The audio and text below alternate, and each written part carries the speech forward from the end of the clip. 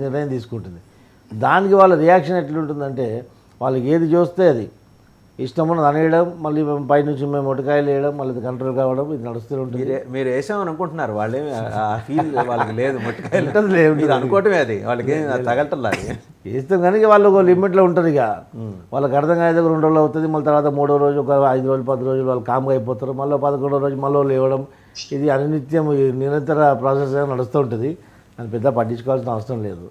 రాష్ట్ర ప్రజలు కానీ ఎవరు కానీ వాళ్ళ పెద్ద పట్టించుకోరు. ఎందుకంటే దేశీ దివాకర్ రెడ్డి గారు ఇలా రియాక్ట్ అవ్వడం వల్ల, ఆ గోరంట్ల మాధవ్ ఒక సిఐగా ఉన్నప్పుడు గోరంట్ల మాధవ్ రియాక్ట్ కావడం వల్ల అది ఒక సోషల్ మీడియా పెద్ద హైప్ అయిపోయి గోరంట్ల మాధవ్ ఒక సిఐ స్థాయికి ఉన్న వ్యక్తి డైరెక్ట్గా ఎంపీగా గెలవడం జరిగింది. ఈయన చేసిన పరిణామమే. ఓకే, ఇది స్వయంకృత అపరాధమైనది.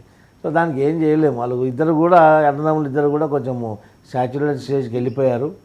ఇక పెద్ద మనుషులు కొంచెం మాట్లాడుతున్న వదిలేస్తానికి పెద్ద పంచాయతీ లేదు. రైట్. మహేష్ గారు, ఇదేమన్నా కూటమి రాజకీయాల మీద ప్రభావం చూపిస్తుంది? ఎందుకంటే వాళ్ళ రాయలసీమలో ప్రత్యేకించి జేసీ బ్రదర్స్ వాళ్ళ తాడిపత్రికే కన్ఫైన్ అయినా వాళ్ళ వ్యాఖ్యలు మొత్తం 2 తెలుగు రాష్ట్రాలను ఆకర్షిస్తాయి.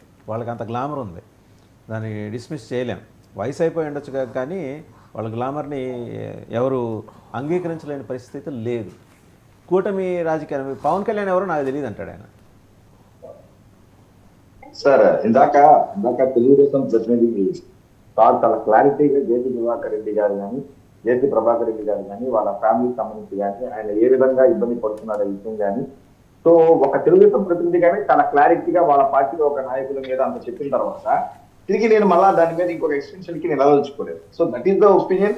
ఇది అందరికి కూడా తెలిసింది, ఎందుకంటే ఏజ్ ఫ్యాక్టర్ ఉంది. రెండోది ఏంద్రా అంటే డెఫినెట్లీ అనుకున్న విధంగా వాళ్ళు ఇంకా డెవలప్ అవ్వాల్సిన వాళ్ళు ఎక్కడో ఒక స్టేజ్ కాడ ఆగిపోయారనే విషయం అందరికీ తెలుసు.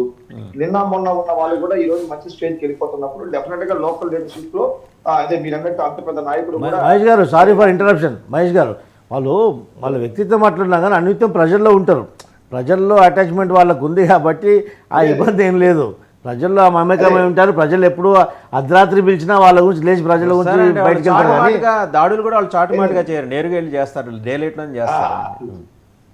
అదే అదే అదే అదే అదే నేను అదే ఏంటంటే ఇప్పుడు యాక్చువల్ ఆయన లేదు సార్. ఇప్పుడు నాకు తెలిసి ఆయన హెల్త్ కానీ లేకపోతే అల్జీమర్స్ ఆయన సఫర్ అవుతున్నారు. అందుకే ఏం మాట్లాడాలా, ఎవరున్నారు ఎవరు లేరనే విషయం కూడా ఆయన తెలియలేకపోవడం, ఆరోగ్య విషయాలు అవ్వడం, ఏదో నిన్న మొన్న ఏదో ఇంటర్వ్యూలో అలా మాట్లాడడం అంతవరకే తప్ప దాని ఇంపాక్ట్ ఎట్టి పరిస్థితుల్లో కూటమి ప్రభుత్వం మీద అలాంటివి ఏమి ఉండదు సార్.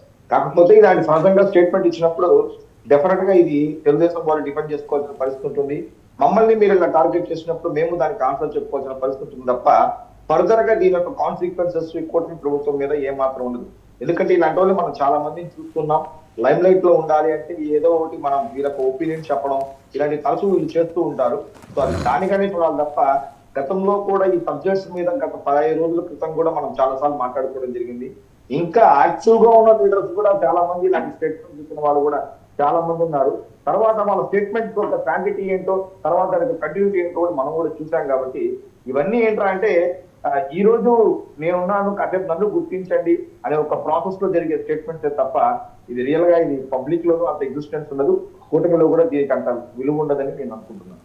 రైట్. ఒకసారి పసుపులేటి సురేష్ గారు, జేసీ బ్రదర్స్ ఏదో వైసీపీలోకి వచ్చే కార్యక్రమంలో భాగంగానే ఇలా అడపాదడపా సంచలన కామెంట్స్ చేస్తున్నారని చెప్పి ఒక అబ్జర్వేషన్ ఉంది. ఆల్రెడీ సింకింగ్ షిప్ లాగా మారిన వైసీపీలోకి వాళ్ళు రావాలని నిర్ణయించుకుంటున్నారంటూ వెలువడుతున్న వార్తల వెనక ఉన్న కారణాలు ఏంటి?